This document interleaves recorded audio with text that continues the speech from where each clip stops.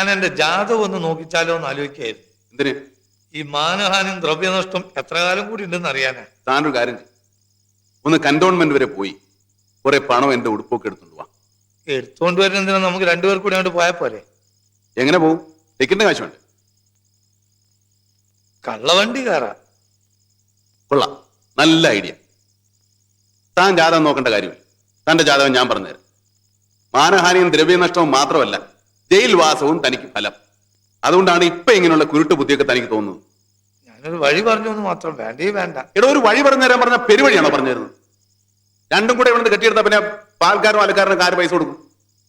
പിന്നെ കേരളം വന്ന് നാട്ടുകാരെ പറ്റിച്ചുകൊണ്ട് ഓടിപ്പോയി എന്നുള്ള ചീത്തപ്പരികൂടെ വേണം.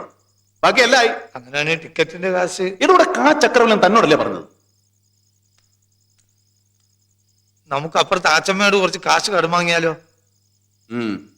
താനെന്നെ നാറ്റിച്ചേ അടങ്ങും. നാണമില്ലടോ വല്ലവരുടെ മുമ്പിൽ ചെന്ന് കൈ നീട്ടാൻ. ഇത്തിരി അന്തസ്വാഭിമാനം മാത്രമേ ബാക്കിയുള്ളൂ. താൻ അതും കൂടെ കളഞ്ഞു കുളിക്കും. പട്ടിണി കിടന്നാലും ശരി, കാലാണ് ആരോടും കടമാക്കുന്നില്ല. പിന്നെ ഞാൻ എങ്ങനെ പോകും? താൻ എങ്ങനെയെങ്കിലും പോകും, അതൊന്നും എനിക്കറിയണ്ട. പിന്നെ കള്ളവണ്ടി എന്നെ വഴി.